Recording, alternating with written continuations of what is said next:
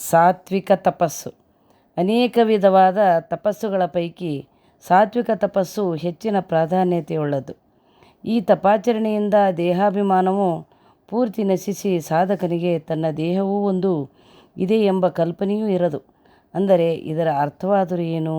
ಸಾಧಕನು ಯೋಗ ಸಮಾಧಿಯಲ್ಲಿದ್ದಾನೆ, ಅವನಿಗೆ ದೇಹಾಭಿಮಾನವಿಲ್ಲ, ಅವನಿಗೆ ದೇಹವೇ ಇಲ್ಲ ಎಂದು ಅರ್ಥ. ಹಾಗಾದರೆ ಇದೇ ಸ್ಥಿತಿಯಲ್ಲಿರುವ ಅವನಾರು? ದೇಹವನ್ನು ಹೊತ್ತಿರುವ ದೇಹಧಾರಿಯೋ ಇಲ್ಲವೇ ದೇಹಾತೀತವಾದ ಆತ್ಮಸ್ವರೂಪಿಯೋ ಎಂಬುದು ಶಿವಚಿತ್ತದಲ್ಲಿ ಲೆಕ್ಕಾಚಾರವಾಗುತ್ತದೆ. ಅಂತಹ ಸಾಧಕನು ನಿಜಕ್ಕೂ ಪರಶಿವ ಸಾಯುಜ್ಯಕ್ಕೆ ಅರ್ಹನಾಗುವುದರಲ್ಲಿ ಸಂದೇಹವೇ ಇಲ್ಲ. ಇಂತಹ ಮನೋರಥ ಪೂರ್ತಿಗಾಗಿ ಮಾಡುವ ತಪವು ತಾಮಸವೆನಿಸುವುದು. ಜ್ಞಾನಿಗಳಾದವರು ಇಂತಹ ತಪವನ್ನು ಮಾಡಿ ಆ ಪರಶಿವನ ದರ್ಶನವನ್ನು ಮಾಡುವರು.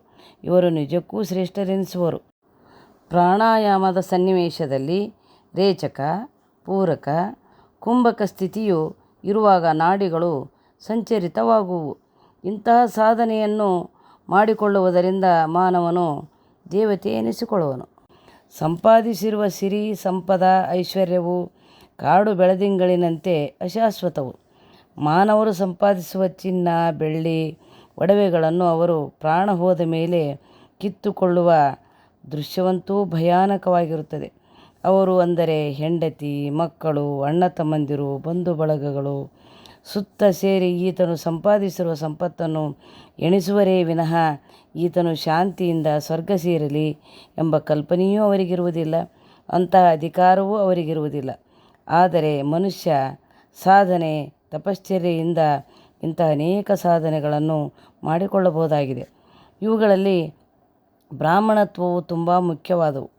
ಬ್ರಾಹ್ಮಣ ಎಂದರೆ ಇದು ಒಂದು ಜಾತಿಯಲ್ಲ, ಒಂದು ತತ್ವ. ಬ್ರಹ್ಮಜ್ಞಾನಾಂತು ಬ್ರಾಹ್ಮಣ ಎಂಬ ಆರ್ಯವಾಕ್ಯ ಉಂಟು.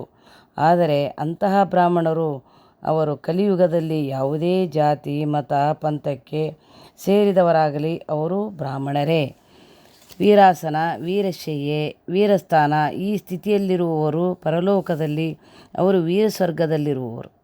ಆದರೆ ಇವರು ಶಿವಭಕ್ತರಾಗಿಲ್ಲದೇ ಇದ್ದರೆ ಹಾಗೂ ದಾನಧರ್ಮ ಪ್ರವರ್ತಕರಾಗಿಲ್ಲದೇ ಇದ್ದಲ್ಲಿ ಇವರು ಭಯಂಕರವಾದ ಪ್ರೇತಪುರ ನರಕವನ್ನೇ ಸೇರುವರು.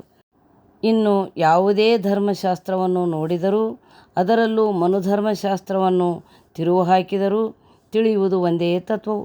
ಅದು ಏನೆಂದರೆ ತೃಷಾರ್ಥರು, ರೋಗಿಗಳು ಆದವರನ್ನು ಕೊಂದರೆ ಅಂತಹ ದೋಷವು ಮಾನವರು ಎಷ್ಟೇ ತಪವನ್ನು ಆಚರಿಸಿದರೂ ಪರಿಹಾರವಾಗಲಾರದು. ತಪಸ್ಸು ಜೀವಿಯ ಸ್ವರೂಪ ಜ್ಞಾನವನ್ನು ತಿಳಿಸುತ್ತದೆ. ತಾನು ಯಾರು, ಈ ದೇಹ ಯಾವುದು, ನಾನು ಯಾರು, ನಾನು ಈ ದೇಹವೋ ಇಲ್ಲವೇ ಈ ದೇಹಾತೀತವಾದ ಆತ್ಮನೋ ಎಂಬ ತತ್ವವನ್ನು ತಿಳಿಸುವ ಸಾಧನವೇ ತಪವು. ತಪಸ್ಸು ಎಂದರೆ ತನ್ನ ದೇಹವನ್ನು ಮರೆತು ದೇಹಾತೀತವಾದ ಆತ್ಮನನ್ನು ಸಂದರ್ಶನ ಮಾಡುವುದು. ಇದೇ ಆತ್ಮೋನ್ನತಿಯು ಹಾಗೂ ಚರಾಚರ ಸೃಷ್ಟಿಕರ್ತನಾದ ಪರಮೇಶ್ವರನನ್ನು ಒಲಿಸಿಕೊಳ್ಳುವ ಪರಿಯೂ ಇದಾಗಿದೆ.